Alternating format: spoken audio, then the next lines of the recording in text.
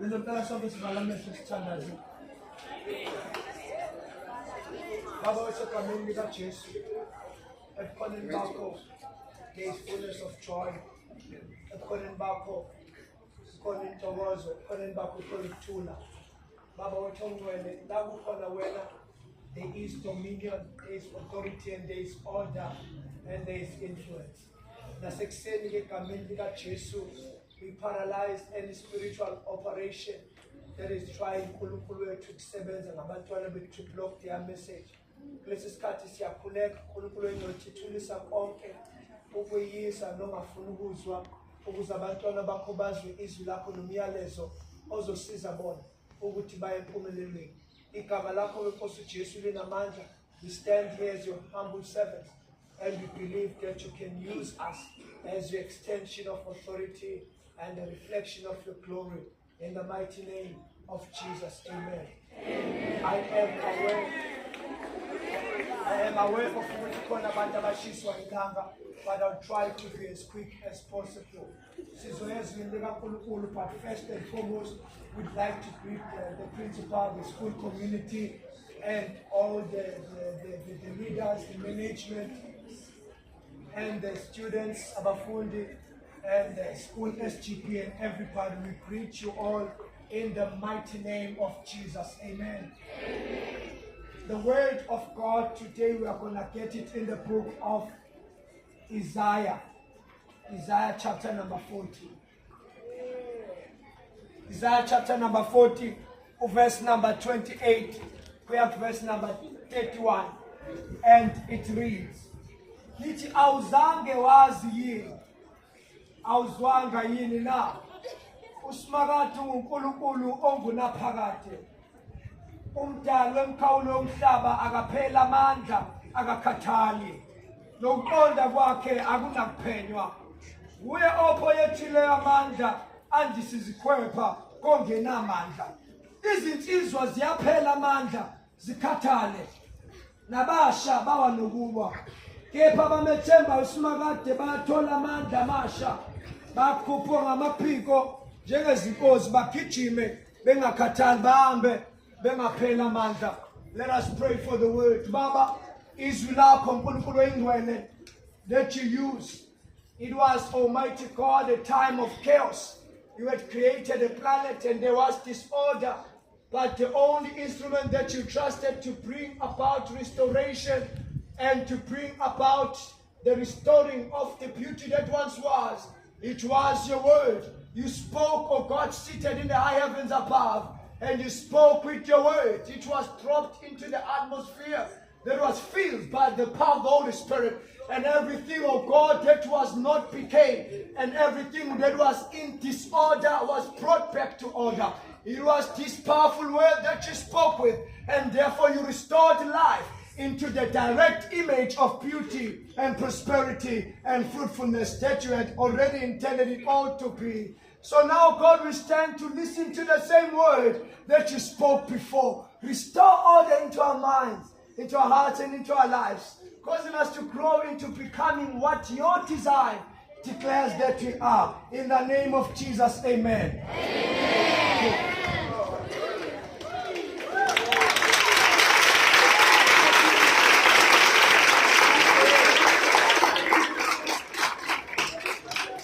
Isihloko senkulumo yethu namhlanje sithi love versus vision. Uthando lubhekene nombono. Please, ngiyacela ukuthi ningizwe ngoba we are writing history. Amen. Amen. This is very, very momentous. These are momentous times for answers, and answers are within you. Impendulo zigcwele kunina. Ntomusha bengizothi ungadlali njengoba ula esikoleni, because you are someone who is carrying answers, global impacting answers, answers that are going to change the world as you know it. Well, asibuyele kulento sokhuluma ngayo. Sokhuluma ngothando lubhekene nombono. Now, lithi iBhayibheli uthando aluzinakekeli, uthando aluzibheki. Uthando luyabekezela, uthando luyasibekela. Uthando is selfless. Ebese lithi iBhayibheli in the book of Proverbs chapter 29 verse number 18 lithi, where there is no vision the people perish. Bese lithi ngenye translation, lapho kungekho khona umbono abantu bayadlubulula. Ngesingisi lithi, where there is no vision the people shall cast off restraint. Now masikhuluma ngombono, sikhuluma ngephupho la, sikhuluma ngezinto othi noma ngingala enaleni kunye nawe wena oba ngumsindi. Yes, sila nawe namhlanje, but I'm going somewhere. So izinto lezi ke zihlukanisayo ezenza abanye badelela othisha, abanye babahlonipha othisha, because you are driven by the vision.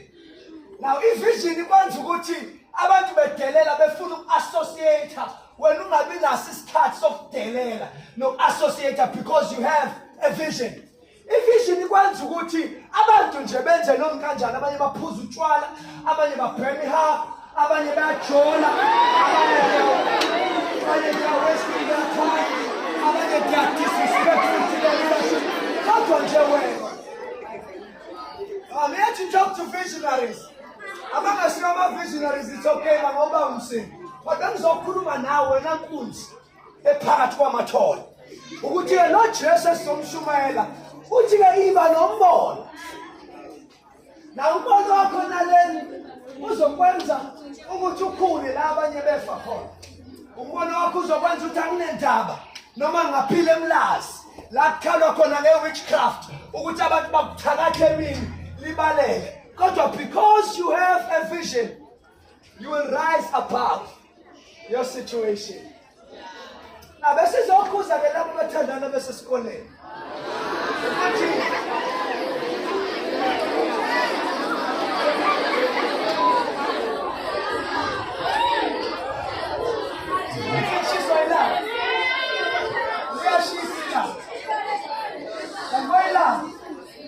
She's around to deliver their hand.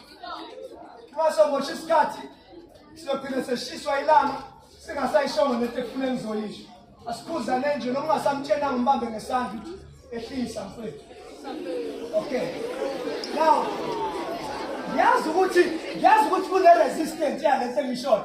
But I'm sure khona abayizwana. And two, mase ngibuya senzobhala ama exam, I will remind you. And mase ngibuya senobhalila ama exam, I will remind you again. And mase ngibuya senobhalila ama exam, kuzobe sekukhona abanofakazi. And nizobe seniyathula. Ngoba khona abazobe sebephasa ngo-A ngaleso sikhathi. So lento ngiyishoyo manje, ningayina but khona abayinakayo. I'm going to be here until the year ends. Ngizofika nje nangoNovember sekubhala ama-final, ngizobe ngigcizelela lamazwi engiwasho manje ukuthi wangalalela ngoJanuwari sekuzobhalwa ke manje, the moment of truth is here. So njengoba ungangilaleli manje, khona isitimela esihamba naso, khona laba abazongilalela bazophasa phambi kwakho. So ngiyakuthi ngilalele because I'm here to talk to you. So ungangilaleli manje uzolimazwa ukufika ngizothi ngifika lapha uncapha because manje uzobe sikusika lento engisho ngoba uzwa manje. Please pay attention. Now masikhuluma ngabanothando ukuthi uthanda lulubi luhle kufanele sithandane, but kunesikhathi ngoba uthando lwenza ukuthi usacrifice umbono wakho ngenxa umbono womunye umuntu, lenza ukuthi ungafundi because manje sekufunakala intimacy. These are the things you need to know ukuthi uthando luyingozi uma usafunda isikole ngoba njengoba you are very selfish. Why? Ufuna uba nemoto yakho ngithi? Ufuna ukupasa ngo-A ngithi? Ufuna ukuya e-university ngithi? Ufuna uba nemali? Ufuna ukuphuma emlazi? Uba selfish no? Now, when love comes into the picture, all that fades away. Uma sengena uthando, ngoba uyamthanda kufuneka ukuthi usacrifice impilo yakho ukuze unakekele yena. Funeka ukuthi ubekezele. Ukuthi uthejola nawe ajole nabanye ubekezele. Kufuneka ukuthi uhlale. Now, abazombono. Come back. Those who have a vision. Abanombono. Abanendaba nazo zonke lezi zinto. Abanombono badidiziswa othisha. Abanombono bahlaliswa phansi bahlale phansi. Abanombono uthisha uthi come here aze. Athi uthisha jump abuze ukuthi how high. Ngoba kunombono ulalela othisha. Othisha by the way are your destiny helpers. Umuntu odelela uthisha ngicela ukuthi umtshele nebreak ukuthi wena uyindawo in life. You are already a failure. Umuntu ohlaza uthisha, I'm giving you authority. Ukuthi ubambe nendlela ukuthi kulungiswe kahle. Wena in 20 years time uzoba iphala wena. Finish. Ube nje clear again. Umuntu odelela othisha. Awayengishiye lapha. Sibuyele emonweni. Namasi sikhuluma ngomoya. Sikhuluma ngabantu abathi I'm going somewhere. I might be here today. I might be in your presence today. But one day I'm going somewhere. One day we will meet in the airport. One day I will meet you in Dubai. One day I will meet you in China or in India. One day we will meet in Vietnam or in the islands of Solomon or in Fiji. So or in your office or in your house. You'll introduce me to your wife and your sons, your husband and your sons.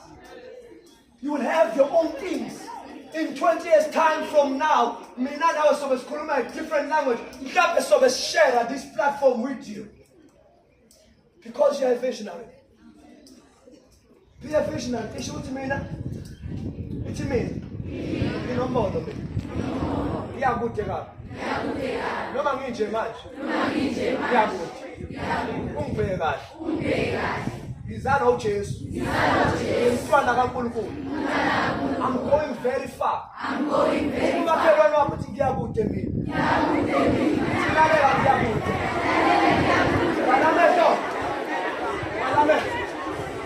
We are going to do what we call declarations. Now, uma uzalwe ebukhosini uyindodana yenkosi uMisuzulu awuteli uyamemezela. You decree. You don't go and write petitions, but you decree. Lithi iBhayibheli ke ngoba ngowasebukhosini uyakunquma indaba uyakuyenzela. Ezulwini kuneyingelosi eyilindele ukuthi wena ukhulume bese ziyayenza leyo nto. So we are about to declare namhlanje, but before we declare bengicela sivala amehlo. Ukhona othi ngicela ukwamukela uJesu phambi sisana. Othi ngiyamdinga uJesu. Zehlise fast. Sizoshola amazwi after me ehlisana isandla. We don't want you to see. Uzoshola amazwi emva kwami. Ithi Nkosi uJesu. Ngiyavuma. Uthi wena. Inkosi. Umsindisi. Ukuphila kwami. I take on this journey with you. Even when I live surrounded by witchcraft, I believe that you plus me, we are majority, and you're gonna help me succeed. I'm gonna live when others die. I will be a success when others become unsuccessful. I will build oases in the wilderness. I am the blessing. Great things are activated by my appearance. Where I go, followed by the blessing. When I speak, I'm backed by the blessing. Egameni Jesu. Nkosi Jesu. Ngiyavuma ukuthi wena inkosi umsindisi wami vele enhlizweni yami ngikunikeza ilungelo busa vale wonke amasango azayimina ngokhokho bami akuqale impi kwempilo yami wena Jesu uzoyinqoba angiphumelele ukufa kodwa ngizophila ukumemezela amandla kaNkulunkulu ophilayo ezweni labaphilayo ngimemezela amazulu avulekile phezu kwempilo yami. Amen. Vala amehlo. Baba uthi egameni likaJesu sebevumile ngemlomo yabo. What a wonderful morning service. We thank you, great God, for being with us.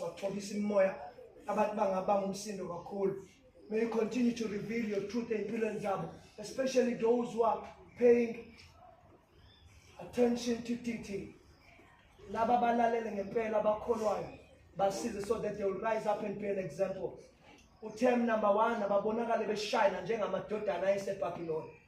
Laba bangizwisisayo nalaba bayilalelisisa into engishoyo. Ngibeka ipromise kaNkulunkulu phekwe impilo zabo. Ngizokuphasa ngendlela eningakaze niyibone. Ingqondo zenu zizograspa. You will have a grasping ability. Uthisha ukhazele nabanye. uNkulunkulu anibusise anenzele umusa egameni elinamandla likaKristu Jesu. I will come back again and I will reinforce what I have always been saying. In the mighty name of Jesus. Amen. Amen.